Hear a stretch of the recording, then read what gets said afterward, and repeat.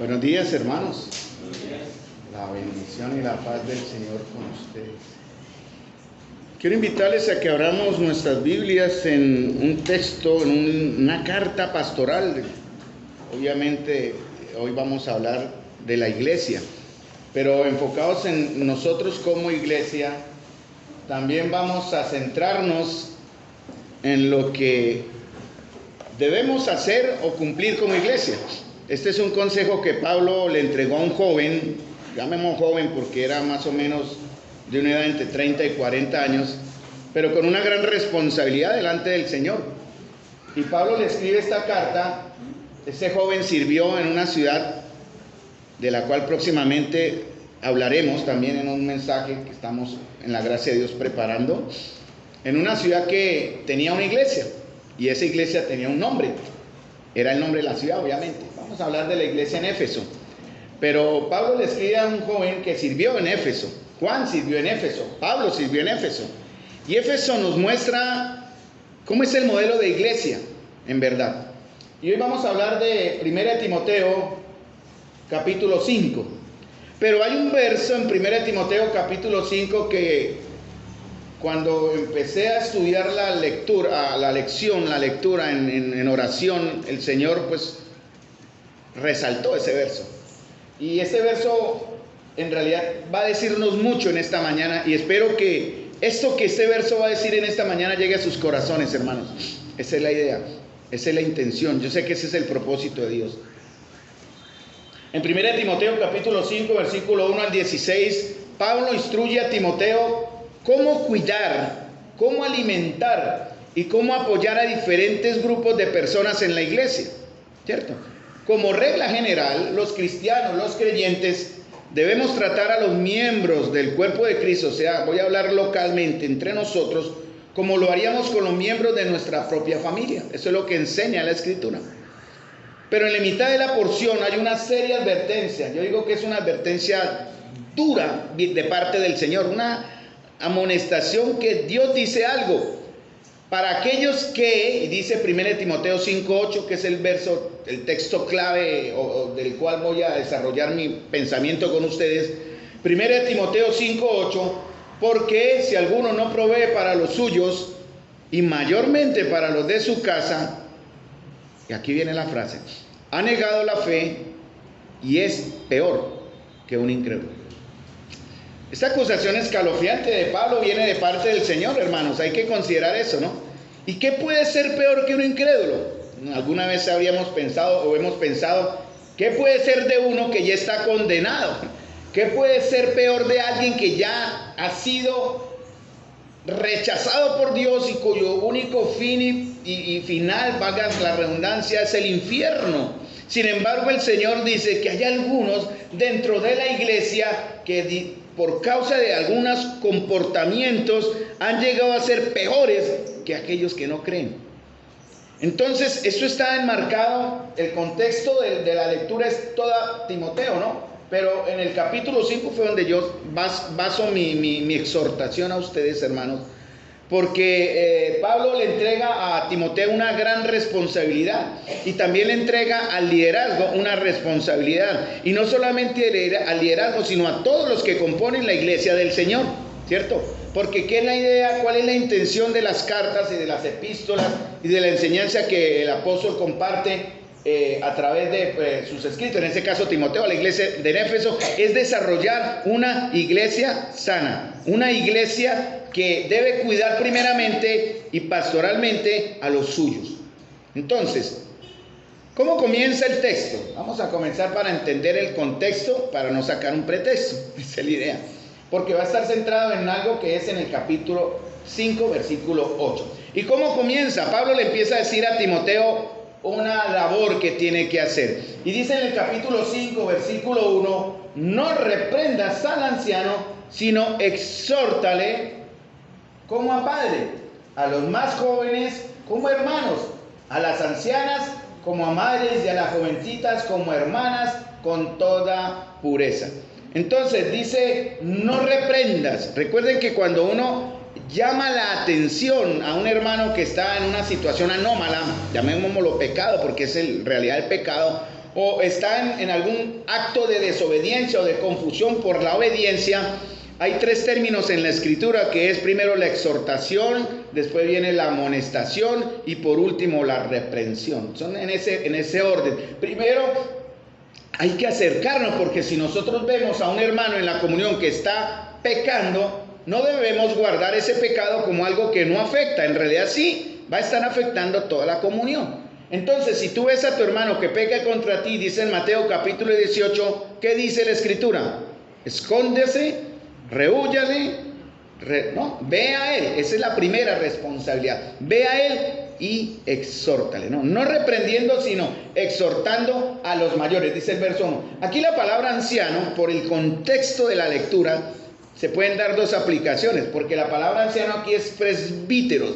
Y cuando hablamos de anciano en la Biblia, no solamente se refiere a los viejos en edad, sino también a aquellos que dirigen la iglesia o aquellos que pastorean la iglesia. Hoy día se ha endiosado al pastorado. ¿Sí? Los pastores son como el canal, el empalme entre Dios y la iglesia. Y hoy en día se ha enfocado mucho en ese respeto que lo merecemos, todos lo merecemos, ni más faltaba. Pero los pastores han sido endiosados por muchos de sus congregantes en las iglesias, ¿no? Lo que dice el pastor es ley, lo que dice ese hombre de Dios, y algunos han llegado a denominarse apóstoles, profetas y enviados de Dios, su palabra es ley. Sin embargo, Pablo le dice a Timoteo, mire, no reprendas al anciano. En este caso también se puede enfocar a los que son mayores de edad, pero también a los que son presbíteros. Esa es la palabra que se traduce aquí, ancianos. En realidad dice, no reprendas, sino exhórtales. Literalmente dice, no pegues fuertemente sobre él, no le pegue tan duro.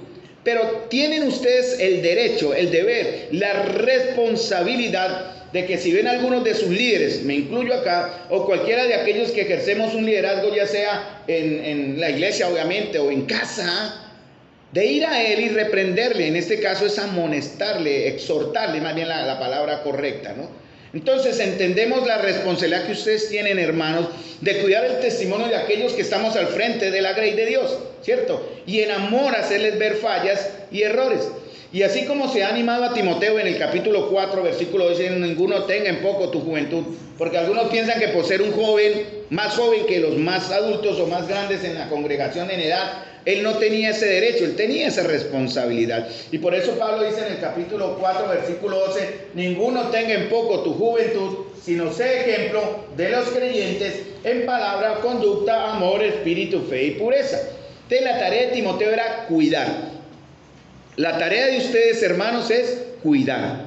La tarea de nosotros es cuidar. Y en realidad es cuidarnos los unos a los otros. Y tenemos que estar protegiendo nuestro caminar en Cristo, nuestro testimonio en Cristo.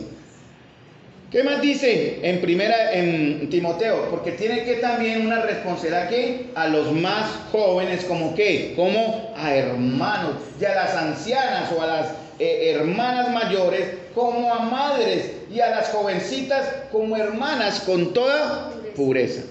Obviamente, hermanos, debemos ser muy cuidadosos por testimonio, ¿no? Porque nosotros en el liderazgo estamos siendo observados y no se aconseja, por ejemplo, discipulados, por decir así, donde el hombre solo discipule mujeres. Lo ideal es que las hermanas se estén preparando para enseñar las mujeres a las mujeres. Nosotros los varones debemos cuidarnos mucho de dar esa mala impresión, aunque no, en el corazón no exista obviamente esa intención, de que de pronto vean a un hermano entrando en la casa de una hermana y nadie más sabe, ¿no? Aquí han venido a la congregación muchas hermanas a buscar consejería y casi siempre cuando mi esposa no está que las pueda atender, yo abro la puerta y me siento con la hermana a la vista de todo el mundo. Porque yo debo cuidar en ese aspecto mi testimonio, ¿cierto? Y no quiero dar malas ideas ni malas interpretaciones. Pero no deja de haber en realidad, hermanos, corazones que se han inclinado a aprovecharse también de las jóvenes o de las viudas. Y eso lo hemos visto en la historia moderna ahorita en las iglesias de muchas congregaciones, Por eso dice en 1 Pedro capítulo 5, versículo 5, igualmente jóvenes, estad sujetos a los ancianos, también a los que dirigen, a los pastores, y todos, fíjense que dice todo, no solamente el joven con el anciano, sino todos sumisos unos a otros, revestidos de humildad, porque Dios resiste a los soberbios y da gracia a los humildes. Entonces, hermanos, el consejo para nosotros hoy, enfocados en el contexto de 1 Timoteo 5:1 hasta el verso, pues sería hasta el final del capítulo, prácticamente es eso, hermanos. Debemos tratar a las más jóvenes, a las ancianas y a los jovencitos como a nuestros propios hermanos en la carne. ¿Cómo trataré usted a su hermano en la carne? ¿Con qué amor, con qué respeto, con qué honra les va a usted entonces a tratar? Y por esto somos coiguales. Dice la Escritura, no como teniendo señorío sobre ellos. Ahora se le manda también en el verso 3, porque uno dice, no reprenda, no le dé duro al anciano, sino trátelo con amor, pero háblele también. Y dice otra cosa, se le manda honrar a quienes, en el verso 13 hasta el verso prácticamente 14, 15, se le manda honrar a quienes, a un grupo de personas dentro de la iglesia. Se dice que honra a las viudas. ¿Quiénes son viudas acá? Algunos piensan que viudas es la que el esposo ha muerto. Sí, esa es como la palabra que da. Pero en realidad el texto bíblico quiere decir que las viudas en la congregación son las personas o las hermanas que están solas. Esas son las viudas en nuestra congregación. Entonces, aquí tenemos hermanas viudas que están solas. Y la iglesia tiene que, en el Señor, estar atento a las necesidades de las viudas que están solas, a las que están desvalidas y necesitan de nuestro bien y ayuda. Viudas que están o que deben estar calificadas para ser atendidas de manera permanente por la misma iglesia. El hermano, muy sabiamente, el hermano Omar, nos recordó para qué son las ofrendas. Y uno de los enfoques de la ofrenda no es enriquecer al pastor, ¿no? Eso jamás. Aquí no vivimos de acuerdo a esas normas que en otros lugares practican, ¿no? Porque ellos trabajan dos sistemas, ofrendas y diezmos. Las ofrendas son para la iglesia, los diezmos son para el pastor. Entonces, entre más diezmos reciba, más gana el pastor, ¿cierto? Entonces hay dos. Nosotros aquí tenemos el modelo bíblico de la ofrenda. Cada uno como propuso en su corazón, no con tristeza ni por necesidad, porque Dios honra y ama al dador alegre. Entonces las viudas no quedan desamparadas o no deben quedar desamparadas dentro del cuerpo local. Pero hay condiciones, obviamente. Y aquí dice, en realidad, quiénes deben ser protegidas por la iglesia. La iglesia del Señor en Hechos 6 hubo una pequeña división en la iglesia. Las viudas estaban siendo desatendidas en este concepto que Pablo da. Y se le estaba dando más importancia a las viudas gentiles que a las viudas de los judíos. Y se formó un problema en la iglesia. Entonces los hermanos, los apóstoles llamaron a la congregación y dijeron, no es justo que nosotros por estar sirviendo mesas dejemos de hacer lo que nos corresponde como pastores de ustedes, que es la oración y el estudio de la palabra. Y por eso se forman los diáconos. Hechos capítulo 6, de ahí surge el diaconado. Aquí hay varios hermanos que están en ese proceso de ser reconocidos y están funcionando como unos diáconos. Y también hay diaconisas en la iglesia del Señor, aunque el nombramiento oficial es para el varón. Pero también hay diaconisas. Romanos capítulo 16 habla de Febe, una hermana que era diaconisa o servidora en una iglesia llamada Cencrea. Entonces, el concepto de servicio está abierto para todos.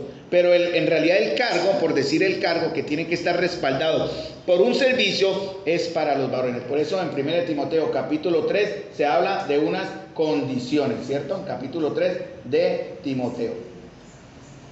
Si alguno anhela obispado, buena obra desea. Y aquí en Timoteo 5 se habla de unas condiciones, ¿no? Esto dice que son viudas que deben ser menores de 60 años.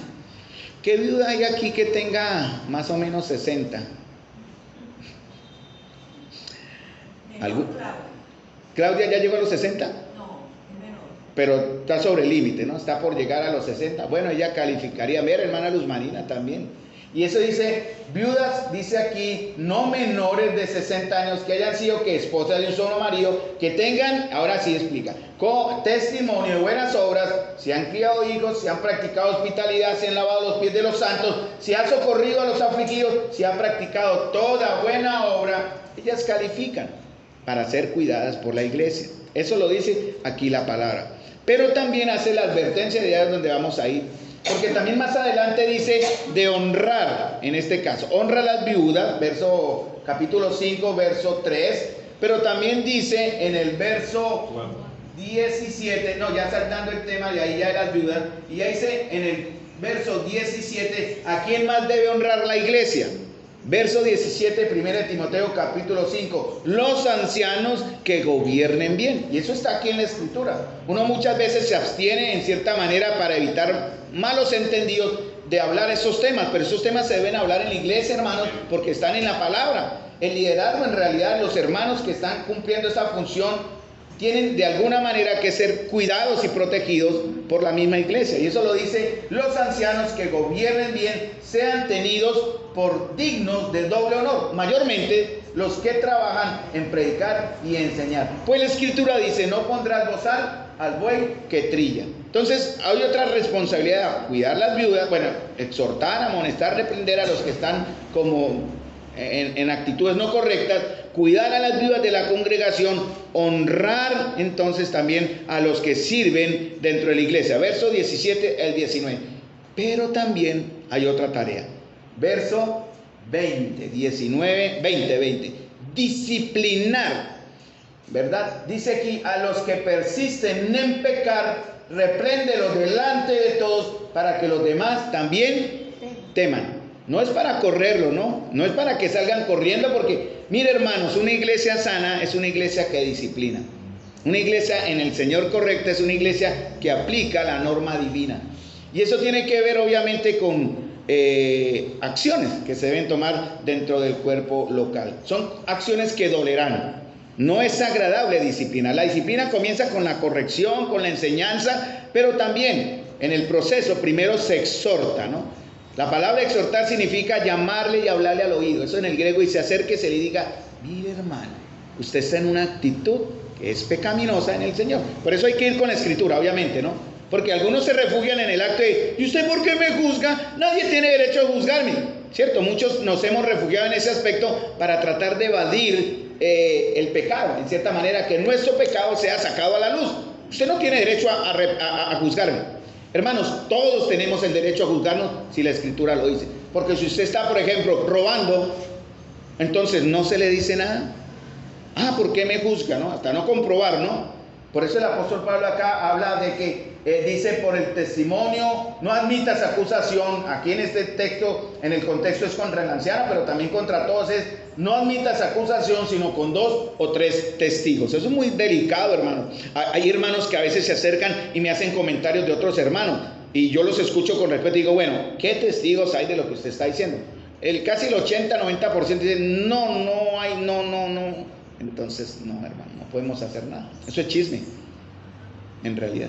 Pero si el hermano en verdad está pecando, usted tiene que ir a él primero. Porque después de ese proceso de haberle, Mateo capítulo 18, donde usted se acerca al hermano y en amor lo exhorta, y él no hace caso, entonces ya puede ir con 2 o 3 testigos. Esa es la tarea que a todos nos corresponde. Después de exhortar viene el segundo término, que es amonestar. Sí, como en el partido, en un juego de fútbol, ¿no? Wilson, que es muy futbolista, sabe, o los que hemos jugado fútbol, sabe que estamos jugando en un partido y usted de mala fe le mete la pierna al otro y lo tumba. ¿Qué hace el juez? Lo más probable es que lo amoneste, la primera amonestación, con una amarilla, ¿no? Y le dice: cuidado, la próxima vez va para afuera. Pero él no hace caso, ¿cierto? Y estando jugando, vuelve y le mete la zancadilla al hermano o al otro compañero con el que está jugando, y cae al piso ante ella el juez, habiéndole advertido, habiéndole amonestado. ¿Qué hace? Lo reprende. ¿De qué manera? Saca la roja y lo expulsa. Es más o menos la idea que debe ser el proceso en una iglesia sana. Primero exhortación, después amonestación y por último la reprensión. ¿Y con qué razón? Verso 21 al 24 de 1 Timoteo, ¿no? Él le dice algo muy interesante. Dice: los pecados de algunos hombres, verso 24, se hacen patentes antes que ellos vengan a juicio, mas a otros se les descubren después. Asimismo se hacen manifiestas las buenas obras, y las que son de otra manera no pueden permanecer ocultas. En la iglesia del Señor no se puede tapar el pecado, y no se debe hacer, y no lo hacemos acá. El pecado no se acolita. Se trata de seguir, y siempre es el proceso divino, ir a la persona que está en pecado a exhortarle. Si no hace caso, ir con 2 o 3 testigos. Ese es el orden divino. Y si no hace caso con 2 o 3 testigos, llévalo a la iglesia. Y si no hace caso a la iglesia tiene que ejercer un juicio, que es lo que estamos viendo en el tema de la membresía, ¿no? Todo lo que atéis aquí en la tierra, Dios respalda en los cielos. Todo lo que desatéis en los cielos, Dios respalda aquí en la tierra. Tiene que ver con el acto de la disciplina, en la expulsión de una persona que persiste en pecar. 1 Corintios capítulo 5 dice: no es buena vuestra jactancia, un poco de levadura leuda toda la masa. Los que saben hacer pan como Danielita, o los que hemos hecho en algún momento, yo hace muchos años hice pan, pero de una manera didáctica, saben lo importante que es la levadura y lo que hace la levadura. Pero en el caso del Señor, en el pueblo de Dios no se permite levadura. No debe haber levadura, es la levadura del pecado, hermano. Por eso tenemos que estar cuidándonos. Eso no es para chismosear o mirar cómo nos metemos en la vida los unos a los otros, sino cuidar la comunión de los unos a los otros. Porque esta iglesia, hermano, esta comunidad, esta comunión es santa y debemos ser santos delante del Señor. Entonces, ¿eso es para qué? Para que Timoteo en este caso sea irreprensible y justo. Por eso le dice: no impongas con ligereza las manos a ninguno, no participes en pecados ajenos, consérvate puro. Ahora vamos al verso que me llamó la atención y que en verdad me impactó. Bueno, toda la escritura me impacta, pero este fue el que el Señor como que lo puso en negrilla para mí. Porque si alguno, verso 8, esto tiene que ver con los hijos que pudiendo cuidar a sus padres, no lo hacen, a los que están desamparados o viudas en este caso. Dice: manda también estas cosas para que sean irreprensibles. Verso 7 de 1 Timoteo dice: porque si alguno no provee para los suyos y mayormente para los de su casa, dos cosas muy graves: ha negado la fe y es peor que un incrédulo. Eso lo dice la escritura. Entonces hay una condicional. Si ustedes conocen algo de gramática, saben cuáles son las condicionales. ¿Cuál es la condicional aquí? El sí, ¿no? Sí, ¿qué? Alguno no, y da la razón, ¿no? Si el sí es cierto, entonces él entonces también va a ser cierto, ¿no? Si el sí es verdad, ¿cuál es la verdad aquí? Si alguno, ¿qué? No, ¿qué? No provee para los suyos, mayormente para la de su casa. ¿Cuál es el entonces? Entonces, ¿qué? Ha negado la fe y es peor que un incrédulo. Ahí está la condicional, ¿cierto? Donde está el entonces, ¿dónde está el entonces o condicional de esta frase? Es: ha negado la fe y es peor que un incrédulo. Aquí es donde viene la advertencia del Señor, porque el tema tiene que ver con esto, pero también tiene que ver, hermanos, con estas dos palabras que están al final de la frase: negar la fe y ser peor que un incrédulo. Hermanos, esta no era una situación hipotética, o sea, Pablo no se estaba inventando la condición, algo estaba pasando y por eso Pablo hace la advertencia. Seguramente, tal vez en algún momento supo la situación en Jerusalén, cuando en Hechos 6 hubo ese problema con las viudas. Y habían algunos que se le recostaban a la iglesia, ¿no? Mi madre o mi pariente es viuda y desamparada, y siendo el hijo tenía que cuidarla, ¿no? Pero ellos, ¿qué hacían? Se descansaban en la iglesia, porque en entonces la iglesia, ¿qué hacía? Todo lo tenían en común, nada le hacía falta a nadie, aunque modernamente no se puede aplicar tan literalmente, pero sí es lo que buscamos hacer, que tengamos todas las cosas en común para protegernos. El Señor guió a Omar a dar una pequeña recordar de qué pasa con sus ofrendas. Sus ofrendas en el Señor, que usted da para el Señor, no son para malgastarse. Pero yo le he dicho a algunos hermanos, por ejemplo, yo no toco plata, yo no toco ofrendas, no es mi trabajo. Ni el hermano David toca ofrendas, pero los diáconos pueden administrar, y hay hermanas que administran ofrendas para el bien de todos. Por ejemplo, no se anunció, pero ya hay 2 bolsas de canasta de amor listas, ¿no? Que se van a compartir. Eso es una manera de administrar. La canasta de amor es un trabajo que tenemos que hacer, hermanos, como una labor, como dice en Hebreos, de hacer el bien y de la ayuda mutua. No os olvidéis, porque eso agrada al Señor. Entonces, queremos agradar al Señor, mire, traigan para la canasta de amor. Traiga para la canasta, que en algún momento le llegará también a usted la bendición. Entonces, hermanos, había un problema en la iglesia en Éfeso. Éfeso se menciona: Juan sirvió en Éfeso, Timoteo sirvió en Éfeso, Pablo sirvió en Éfeso, y en Apocalipsis se hablan de Éfeso.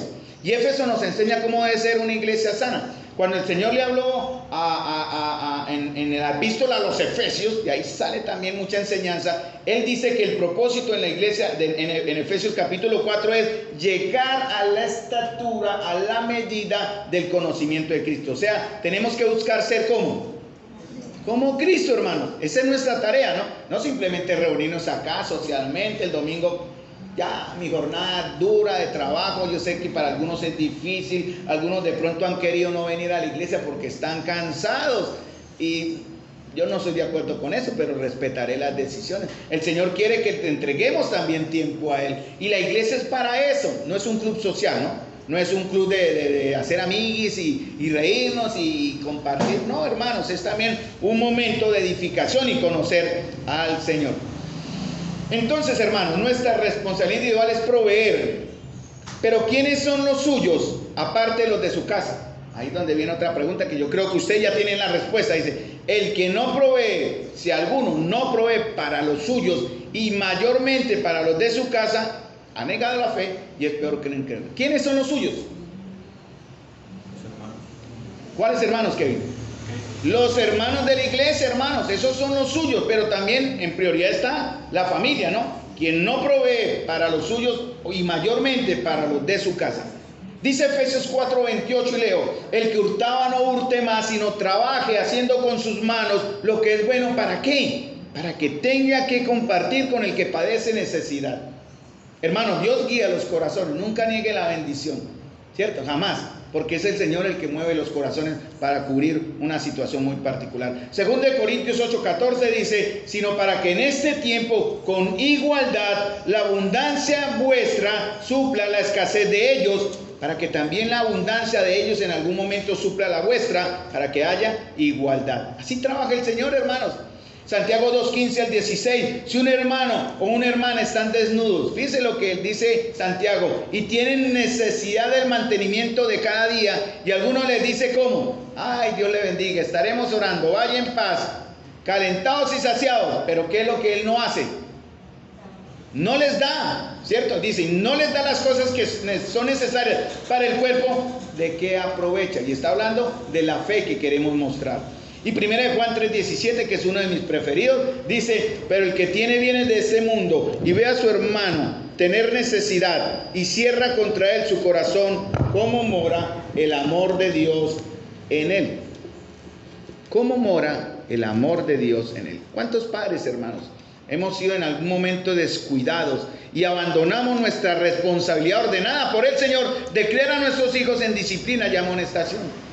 Yo sé que aquí no hay ningún padre que pueda decir al 100% he sido perfecto en la labor que el Señor me encomendó. Hemos fallado y hemos asumido consecuencias en la fe de nuestros hijos. Pero ¿saben una cosa, hermano? Lo que me da mi esperanza, porque saben que yo siempre menciono mi caso particular. Yo soy un hombre perdonado. Cometimos errores como padres.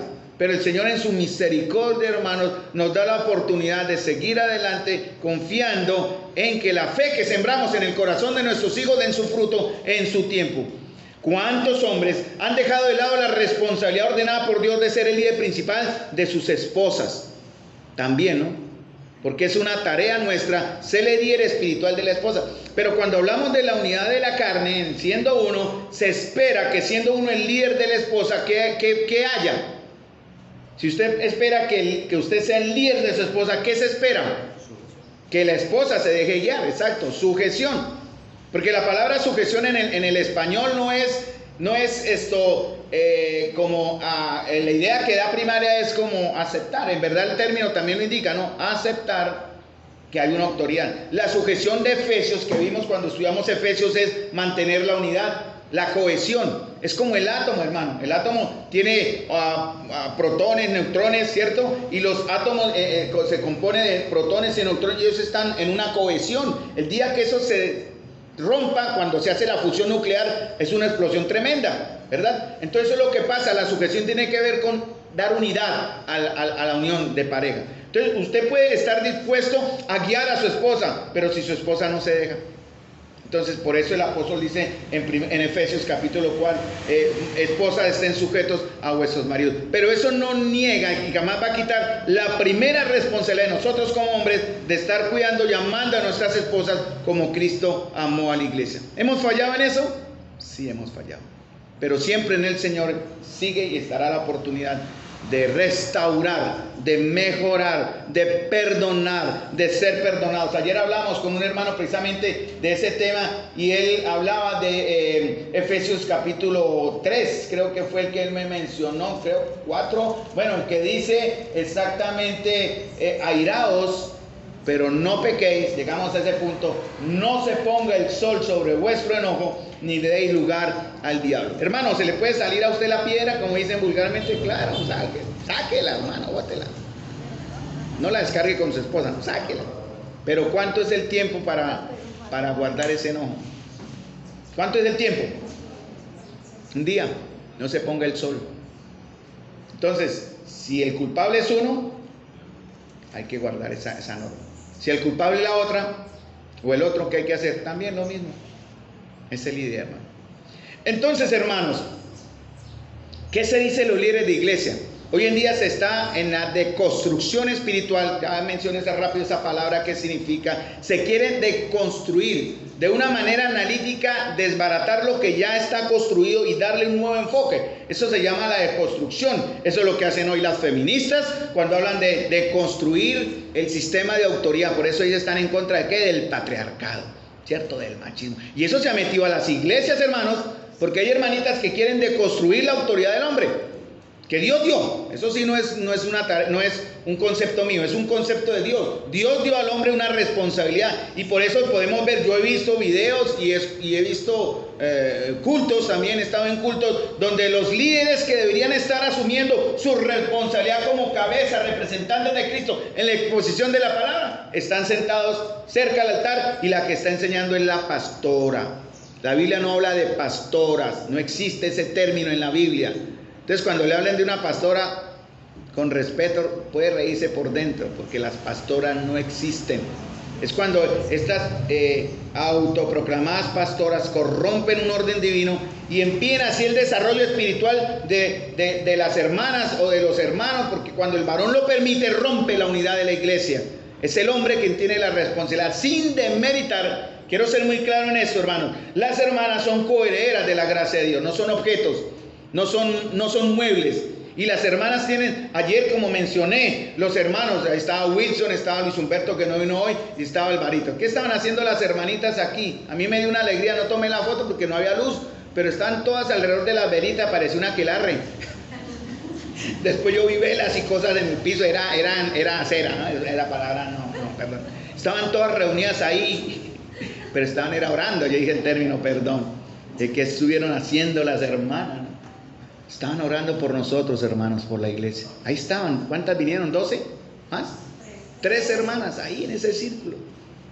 Y nosotros allá tomando café con ese frío y hablando de todas las cosas menos del Señor. Bueno, sí hablamos del Señor, pero el tema no era tan... En cambio, ellas sí están aquí enfocadas en el Señor. Dios bendiga a las hermanas, a las siervas, a las diáconas y a las hermanas que están detrás de los que son pastores o guías del rebaño, ¿no? No a las pastoras, ¿no? Para una hermana no hay pastora. Ni yo no soy pastor tampoco. Eso es otro término que hay que aclarar, pero con más tiempo más adelante. Entonces, hermanos, vamos al punto, porque esta solo era la introducción, ¿sabes? La introducción. Primera de Timoteo capítulo 5, versículo 8, la segunda parte. Se me asustaron todos, ¿no? Y ya va media hora. Ha negado la fe y es peor que un incrédulo. Y aquí Pablo acusa a aquellos que están eludiendo estas responsabilidades y funciones ordenadas por Dios de 2 delitos. Son 2 delitos, reos de culpa, que son, y quiero incluir acá no solamente a hombres, sino también a mujeres, obviamente, ¿no? Porque tienen que ver para todos en la iglesia. En primer lugar, esos cristianos profesantes, yo los llamo profesantes, pero no quiero decirles incrédulos, pero son como incrédulos, ¿no? Esos cristianos profesantes en la iglesia de Éfeso han hecho algo muy grave. Primera, ¿qué han hecho? Efesios 5, 8, segunda parte, perdón. ¿Qué han hecho? Negar la fe. Hermanos, eso se llama apostasía. Créame, ese es el término correcto. Negar la fe es apostasía. Y en la iglesia de Dios hay apóstatas. En la iglesia de Dios, en esa iglesia, puede que haya, y seguramente más adelante va a haber apostasía. Y hay que tener mucho cuidado con esto. Este tiempo han negado la fe, está en un tiempo pasado. que en el griego es un tiempo pasado perfecto, que significa una acción que ocurrió en el pasado y donde los resultados van continuando hasta el presente. ¿Qué negaron ellos en el pasado? Algo que hicieron ya en el pasado. ¿Qué negaron? La fe. ¿Sí? La fe enseñada por ¿quién? ¿La fe de quién? La fe del Señor. No estamos, hay varias clases de fe, hay como 7, 8 clases de fe. Estamos hablando de la fe del Señor, de la fe, de la verdad, de la fe de los apóstoles y de la Escritura. Su fracaso habitual en obedecer la palabra de Dios no fue la causa de su negación, sino el efecto de haber ya negado la fe. ¿Me entienden? El haber desobedecido la Escritura y haber olvidado la verdad de Dios no era la causa de que llegaron a negar la fe, fue el efecto de haber entonces olvidado la palabra de Dios, el efecto de ya haber negado la fe. Hay varias clases, como dije, de fe. Por ejemplo, la incredulidad, ¿es fe? ¿Ustedes qué piensan? La palabra griega dice que sí es fe, es falta de fe. En realidad, ausencia de fe. En realidad, la palabra incredulidad viene de un término, lo voy a mencionar porque igual lo menciono por ilustración. Se llama en el griego oligospitía, que significa dificultad para creer o incrédulo y desobediente. ¿Es usted un incrédulo hoy, desobediente? Usted está negando la fe. Está la poca fe. Como hizo el Señor a los apóstoles, hombres de poca fe, significa falta de confianza y haber creído sin obrar lo que se ha creído. Hay aquí hermanos que tienen poca fe, ¿verdad? Les falta confianza y actuar en base a lo que dicen que han creído. ¿Cuál es otra que habla en Santiago 1? La fe que es inconstante, ¿cierto? La fe de aquel que es fluctuante. Es aquel que cree, pero al enfrentarse a las circunstancias comienza a moverse de acuerdo a sus fuerzas y a sus emociones. No es bueno creer en las emociones, hay que tener cuidado, ¿no? Si usted es un cristiano de emociones, tiene una fe fluctuante, porque hoy día usted puede estar eufórico, gloria a Dios, y aquí, y en la tarde estar decaído, con el emo acá, y no, nadie me ama, pobrecito de mí, nadie me llama, en la iglesia soy un cero a la izquierda. Hermano, sáquese esos pensamientos del diablo de su mente. Usted no es ningún cero a la izquierda, usted es un cero a la derecha, se asuma. Quiero decir el término, no, entiéndame bien. Entonces, hermano, la fe fluctuante, pero hay una fe que salva también, ¿cierto? Y esta fe va sumada a Efesios capítulo 2, dice, porque por gracia sois salvos por medio de fe. La fe que salva siempre va sumada a dos palabras más, que es gracia y misericordia. Esos son los tres bloques de la fe que salva. Si usted es un hombre y una mujer que ha recibido la gracia de Dios, que ha recibido la misericordia de Dios, usted es salvo. Y eso solo lo puede saber cada uno. Eso viene combinado, ¿no? Y significa fe con respecto a Dios, fe con respecto a la palabra, fe con respecto a Cristo. ¿Cómo es nuestra fe que salva, hermanos? También hay una fe sencilla. ¿Qué es la fe de quiénes? La fe más sencilla es de quiénes. De los niños, ¿no? Ellos no cuestionan. ¿Se han visto la ilustración? Usted pone, yo una vez lo hice con Keren. Keren era pesadita, me costó ese truquito, porque Keren es pesadita. Y dice, la prueba de la fe. Y yo la subí a una mesa, y le dije, mamita, bótese. Bote, yo que digo, bótese, ella no esperó, casi ni me deja prepararme. Y ya digo, bote, y ¡pum! Se mandó de una. Yo era como, yo quería esperarla y no, bótese. Y no, ella no esperó, riéndose como la broma más grande. Y yo a duras penas la recogí a la gordita, casi me tumba. Esa es la fe sencilla, no piensa, hermano. ¿Por qué qué? Porque confía en el Señor. En este caso ella confía en mí, mi papá no me deja caer. O si sería usted uno de los que diga, ¡ole! Cuando la niña bota, no creo. Ni el hermano, ni aquellos que estamos hermanos al frente cuidando, vamos a hacerle ¡ole! Cuando usted esté en una necesidad. Ni sus mismos hermanos le van a decir, usted cae al golpe. No, hermanos, ni como el ejemplo. Esa es la fe sencilla. Pero esta fe sencilla necesita alimentarse de la palabra, ¿verdad? Para que vaya creciendo. Eso está en Efesios 4, 12 a 13. ¿Necesitan ustedes crecer en su fe? O tiene que decir Pablo, pero, ustedes son como niños, tienen que volvérseles a enseñar los primeros rudimentos de la fe. ¿Somos como niños? O ya debemos ser maduros en la fe. La fe grande, ¿no? Esa fe segura, esa fe que ya ha madurado, que cree al Señor sobre todas las cosas. Y por último es la fe perfecta, es la fe que el Señor espera que todos tengamos de Efesios. ¿Qué pasa con aquellos que han negado la fe, mis hermanos? Y aquí ya entro muy específicamente porque en la iglesia de Dios hay creyentes, cristianos, perdón. Yo hago siempre una diferencia entre cristianos y creyentes. Es fácil ser cristiano, ¿cierto? Es muy fácil. Estos cristianitos, que no son los creyentes reales, niegan la fe al negar a la persona de Cristo. Y los tenemos dentro de la iglesia. Yo no digo acá, pero existen dentro de la iglesia. Se rechazan afirmaciones de que Jesús es el Hijo de Dios. El apóstol Juan tuvo que advertirle a la iglesia de aquellos que estaban predicando un evangelio diferente. Primera de Juan capítulo 2. Hoy hay muchos evangelios, tenga cuidado. Tenga cuidado usted qué evangelio cree. Hoy tenemos al Jesús de los testigos de Jehová. Hoy tenemos al Jesús del mormón, al Jesús de los unitarios, al Jesús pentecostal, al Jesús católico romano, al Jesús de los musulmanes, al Jesús histórico, al Jesús de la teología liberal, al Jesús del no señorío y muchos Jesuses en realidad de la imaginación de la gente. Todos dicen, todos estos son válidos, pero todos son pasables excepto para ellos, no todos son válidos excepto el verdadero Jesús, porque nuestro verdadero Jesús, hermanos, va a exigir y va a esperar de nosotros que ninguno que no toma su cruz no es digno de mí. Estamos tomando la cruz de Cristo, estamos viendo, somos simplemente seguidores del Señor, compañeros del Señor o discípulos amados del Señor, discípulos amigos del Señor. ¿En qué proceso está usted? Estos incrédulos han negado la fe por parte o como causa por las acciones y el estilo de su vida. Su vida, su estilo de vida. La gente nos está mirando, hermano. Dice la Escritura que nosotros somos cartas abiertas. ¿Entiende usted esto? Cuando usted es testigo de algo, ¿saben qué sucedía cuando 2 o 3 testigos daban testimonio mentiroso sobre alguien? ¿Qué decía la ley? Usted podía, si llamaban a 2 o 3 testigos y decían, esta persona robó, y ellos mentían, ¿qué hacían con el que robó? Lo más probable era, si el pecado era bien grave, lo mataban, ¿no? Eso era la ley. O el que adulteró, ¿no? Lo mataban, ¿cierto? Pero si descubrían que los testigos eran mentirosos, ¿qué hacían con los testigos? Ellos morían. Por eso hay que ser muy cuidadosos, hermanos. ¿Cuál testimonio estamos dando? ¿Qué ven la gente? Dice en Isaías 48:1, los que hacen memoria de Dios, mas no en verdad ni en justicia. Habla de personas así. También dicen en Ezequiel 33:31, y vendrán a ti como viene el pueblo, y estarán delante de ti como pueblo mío, y oirán tus palabras, pero no las pondrán por obra. Antes hacen halagos con sus bocas, y el corazón de ellos anda en pos de su avaricia. Humanamente uno se siente como cuando un hermano dice, bien hermano, buen mensaje.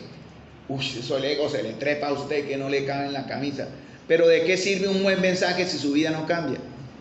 ¿De qué sirve si usted sigue en la misma norma? Tales personas, dice Tito 1:16, afirman que conocen a Dios, pero lo niegan con su manera de vivir. Y dice la Escritura, son detestables y desobedientes, no sirven para hacer nada bueno. Eso está en Tito 1:16, es Dios quien habla. Entonces, habían muchos en Efesio, en la iglesia en Éfeso, que decían tener fe, pero llevan una vida contraria a la fe. ¿Cómo nos conocen en el barrio? ¿Cómo nos conocen en el trabajo? ¿Qué concepto? Si yo pudiera hablar con sus patrones, ¿qué dirían? Es un buen obrero, es un hombre fiel, es un hombre obediente, es un hombre respetuoso. ¿Ustedes se arriesgarían a que yo hiciera una encuesta de pronto? O dirían, no hermano, no. Obviamente no voy a ir, no tengo la capacidad. Pero si la tuviera, ¿qué me darían? ¿Qué harían de Nelson, no? ¿Qué harían de Miguel? ¿Qué harían de Kevin, no? No, ese morrongo no, este no. No, ese hombre pelea mucho, no, muchas cosas que pueden ser negativas. No digo que usted lo sea, ¿no? Obviamente, es un ejemplo, hermanos, con amor y respeto. Pero ¿qué dirán de nosotros? ¿Qué dicen las personas a las que servimos? A veces mi hijo cuando va manejando, él es muy peleón, él es hormonal. Y él les dice, hermano, no haga eso, hermano, cálmese. Y hermano, ¿por qué tanta pelea? No, que se me cruzó. Pero hermano, es que cuando lo miran a usted no van a mirar al conductor, miran es el carro. Y el señor del 600 es el grosero, el gritón y el peleón. Y yo cuando estoy en la cola por allá, el señor del 600. Ahí no miran que fue mi hijo el que iba manejando. Ese fue el grosero que mareó al mototaxista, o que se le atravesó, o que cerró la puerta. No, hermanos, ¿cómo nos ven, hermanos? ¿Cuál es nuestro testimonio de fe? La iglesia en Éfeso no podía soportar a los malos, dice en Apocalipsis, desaprobaban la mentira en la enseñanza, mostrando a los mentirosos. Pero ¿sabe qué fue el error de Éfeso? Permitieron que miembros apóstatas e impíos en la comunión negasen la fe sin ellos hacer nada. Ese fue el problema en Éfeso. Permitieron pecado y no hicieron nada. Se callaron porque es el hermanito, de pronto el que más ofrenda, de pronto el rico de la congregación, que hay hermanos que Dios ha dado, porque eso también es un don que Dios da, ¿no? Les ha dado a algunos de ustedes economía fuerte para ayudar a los más débiles. Yo he sido testigo de eso. Y le ha dado a otros debilidad en economía para ser ayudados también. Y eso no es malo, eso es parte de la buena comunión del Cristo, hermano. ¿Cierto? Pero hermanos, ellos permitieron el pecado. Por eso el apóstol decía en 1 Corintios con uno que era adúltero con la mujer de su padre, no es buena vuestra jactancia. Cuidado, piensen, un poco de levadura leuda la masa y la masa es la comunión, hermanos. No lo permitamos. Estamos en unos tiempos tan difíciles, hermanos. Tenemos que estar muy unidos, muy unidos, hermanos, porque la persecución puede llegar en cualquier momento. ¿Qué pasará cuando si llegara una persecución de verdad? Toda la iglesia se desperdigaron todo. ¿Y ahí qué quedamos después de años de enseñanza y de verdad? Tenemos que estar unidos, hermanos, protegiéndonos los unos a los otros.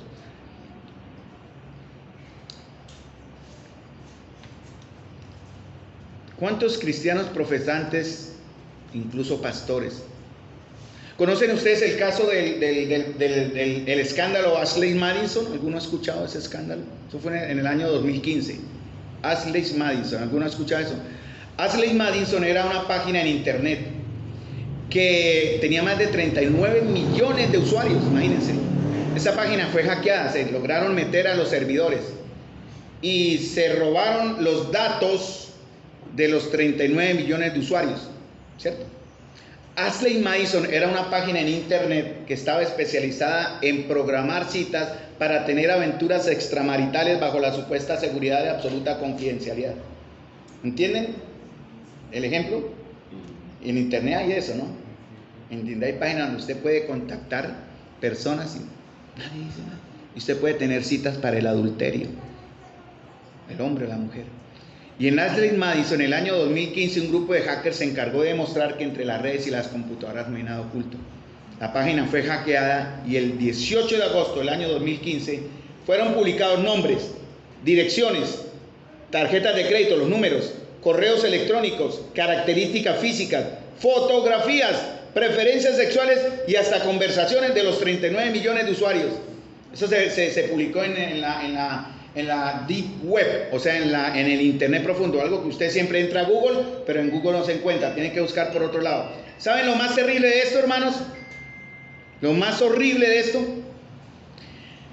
En el blog de la famosa revista, hay una revista cristiana que se llama Cristianismo Hoy, se calcula que unas 400, y miren el número, personas con responsabilidad en la iglesia, pastores, ancianos, diáconos y otros, estaban metidos en esas páginas.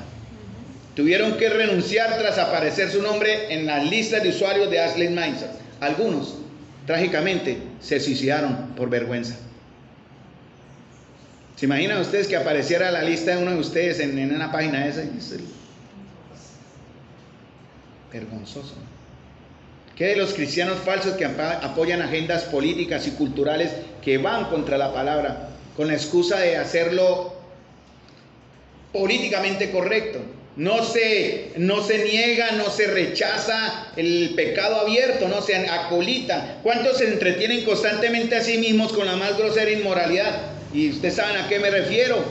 Cuando su esposo no está, ¿usted qué hace en internet? ¿A qué entra? ¿A qué ve? ¿Qué mira? ¿No? Tenga mucho cuidado. Las páginas en internet tienen unos bloqueos especiales donde las páginas sucias no entran. Pero ¿en verdad usted está cuidando su mente, hermano y hermana? ¿O están subrepticiamente entrando a ver lo que Dios no le ha mandado ver solo para alimentar groseramente su inmoralidad? ¿Cuántos han profesado la fe durante años, hermanos? Incluso aquí hemos tenido hermanos y hay hermanos que han estado en la fe por años, los hemos conocido, los hemos visto crecer y sin embargo, hermanos, han dado un testimonio completamente contrario a lo que su fe decía que debería ser. Porque por palabra y por práctica han negado y negaron sistemáticamente la autoridad, la verdad y el poder de la Escritura y de la comunión de la iglesia. Mostraron, en verdad, como dicen algunos, pelaron el diente en algunos momentos. ¿Cuántos incrédulos niegan la fe al rechazar la verdad, hermanos? Para enseñar y propagar mentiras. Gálatas 1, 6 a 9 dice Pablo: estoy horrorizado de que ustedes se estén apartando tan pronto de Dios.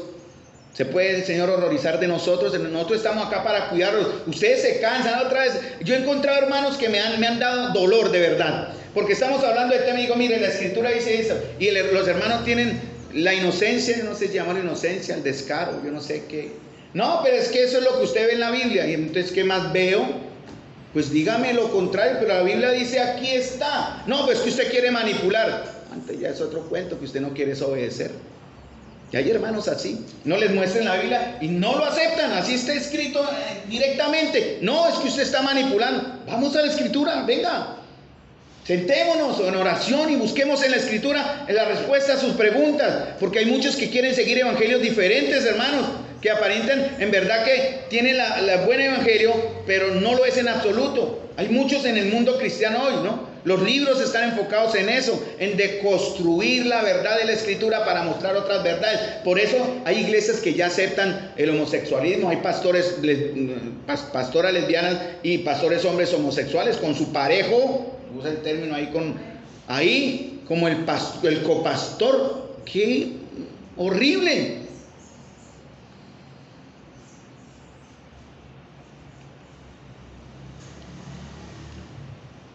Hermanos, nosotros ya acá no seremos de esa clase de iglesias.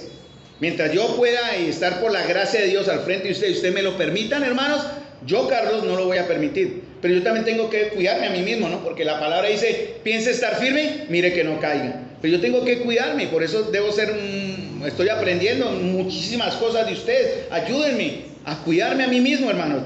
Nosotros no somos como algunos que pretenden con sus malas interpretaciones volver en doctrina convicciones personales, lejos de la palabra de Dios. Es que yo creo que es así, suena bonito, usted lo cree, pero la Biblia no lo confirma, qué pena, no se acepta. No es aplicable a la iglesia de hoy, pero muchos quieren es imponer lo que ellos creen que es lo correcto. Había 2 hombres en Éfeso, ¿se acuerdan? Que Pablo sacó. ¿Se acuerdan de quiénes eran? Himeneo y Alejandro, ¿cierto? Que ellos que dicen naufragaron en su fe y en su locura quisieron gangrenar a la iglesia con malas enseñanzas. Por eso Pablo le dice a Timoteo en 1 Timoteo, en los primeros versos, él le dice a Timoteo que esté pendiente, no se enrede en discusiones que no conducen a nada. Creo que es en primera parte de 1 Timoteo. 1 Timoteo 1:3, como te rogué que te quedases en Éfeso cuando fui a Macedonia, para que mandases a algunos que no enseñen diferentes doctrinas, ni presten atención a fábulas y genealogías interminables que acarrean más bien disputas que edificación de fe.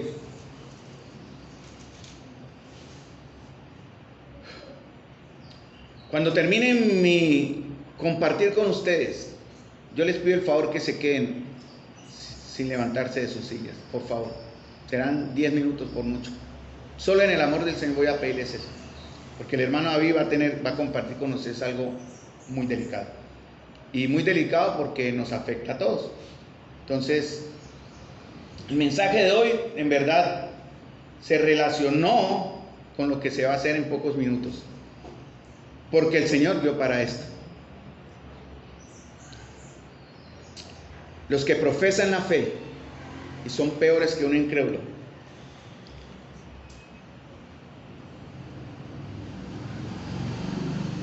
Hermanos, cuánta misericordia el Señor ha mostrado. Y voy a hablar personal en mi vida. En 2 Timoteo 2:25 al 26 dice, hablando que el siervo de Dios no debe ser contencioso, sino apto para enseñar. Dice que con mansedumbre corrija a los que se oponen, por si quizás Dios les conceda que se arrepientan para conocer la verdad y escapen del lazo del diablo en que están cautivos a voluntades. Yo fui uno de esas personas, esas personas que están acá. Yo estaba cautivo en el lazo del diablo, a voluntad del diablo, pero por la misericordia del Señor, hermanos, yo fui rescatado. Yo fui uno de aquellos que dicen, es imposible lograr que vuelvan a arrepentirse los que una vez fueron iluminados, dice la Escritura. Yo era de ese grupo, yo estaba totalmente fuera. El Señor decía, es imposible. Aquellos que experimentaron las cosas buenas del cielo, fueron hechos partícipes del Espíritu Santo, que saborearon la bondad de la palabra de Dios y el poder del mundo venidero, y que luego se alejan de Dios. Yo me alejé del Señor, yo estaba en este grupo, hermanos. Es imposible, el Señor dice, es imposible que lograr que esas personas vuelvan a arrepentirse. Al rechazar al Hijo de Dios, ellos mismos lo clavan otra vez en la cruz y lo exponen a la vergüenza pública. Hermano, yo fui uno de ellos. Yo era de estas personas que menciona aquí en Hebreos. En 2 de Pedro 2:20 dice: cuando la gente escapa de la maldad del mundo, por medio de conocer a nuestro Señor Jesucristo y Salvador, luego se enreda y vuelve a quedar esclavizada por el pecado, termina peor que antes. Yo era uno de esos, hermanos. Les hubiera sido mejor nunca haber conocido el camino a la justicia, que en lugar de conocerlo y luego rechazar el mandato que se les dio de vivir una vida santa, demuestran qué tan cierto es el proverbio que dice: un perro vuelve a su vómito, y otro que dice: un cerdo recién lavado vuelve a revolcarse en el lodo. Yo fui uno de ellos, hermano. Yo era un cerdo que me gustaba revolcarme en mis deleites y en mis groserías personales. Yo fui uno de esos perros que se revolcaban en el vómito. Pero ¿saben qué, hermanos? Aquí estoy. El Señor tuvo de mí misericordia. Y yo sé que en ustedes hay aquí varios que conozco, de los cuales el Señor también ha tenido misericordia. Yo fui uno de esos que dice en Hebreos 10:26, dice: queridos amigos, si seguimos pecando a propósito después de haber recibido el conocimiento de la verdad, ya no queda sacrificio que cubre esos pecados. Solo queda la horrible espera del juicio de Dios y el fuego violento que consumirá a sus enemigos. Piensen, pues, cuánto mayor castigo merecerá el que ha pisoteado al Hijo de Dios y ha considerado la sangre del pacto, la cual nos hizo santos, como si fuera algo vulgar e inmundo. Y han insultado y despreciado al Espíritu Santo que nos trae la misericordia de Dios. Yo fui uno de ellos, hermanos. Créanme, todo esto lo viví, pero el Señor tuvo de mí misericordia, paciencia. ¿Las tendrá con otros? Dios conoce el corazón. Porque hay falsos arrepentimientos, hay falsas fe, falsas santidades, falso amor y bondad, falsa humildad, falsa convicción, falsa adoración, falso celo, falso evangelio, falsa religión, falsa comunión. La verdadera es una rareza. Nosotros estamos acá, hermanos, para demostrar la fe verdadera. Y aquellos que dijeron: Señor, Señor, en tu nombre, y en tu nombre, y en tu nombre, y en tu nombre, y el Señor dirá: nunca les conocí, apártense de mí. Yo no quiero ser apartado del Señor. Hoy vamos a tener que reprender duramente a uno que ha negado la fe. Hoy, la vida va a encargar de eso. Una fe que ha causado dolor, vergüenza y confusión. La verdad me hubiera gustado que no hubiese tanto engaño y realidad, pero la hay, hermanos. Ojalá que no estuviésemos tan desbordados y rodeados de aquellos que niegan la verdad. Pero lo estamos, hay más de aquellos que los verdaderos en realidad. Toda la vergüenza, hermanos, que ahora siento, que he sentido en estos meses atrás, todo el dolor que he vivido estos meses atrás, confieso, todo deseo de venganza que he tenido también en estos meses atrás, se los he dejado al Señor. Hoy no va a haber venganza, obviamente, sino un pedido de juicio, de misericordia y vida por uno que negó todo, demostrando que es peor que un incrédulo. Me han acusado de extremo, me han acusado de cerrado, me han acusado de demasiado dogmático, me han acusado de exclusivo, de intolerante, me han acusado de falta de amor, me han dicho que necesito ser más práctico, déjelo pasar, tenga paciencia, sea tolerante, ¿no? Dele oportunidades. No siga tanto la Biblia, mire, sépase llegar por las... No, hermanos, eso no lo voy a hacer, ser tolerante con el pecado, ni con el de otro, ni el mío, jamás. Y he decidido seguir adelante para buscar cada día no ser una imitación barata de un creyente. Ya tenemos bastante de ellos en la iglesia, hermanos. He decidido no ser peor que un incrédulo. Hoy la iglesia va a tener que dar un paso doloroso. Y por eso quisiera invitar al hermano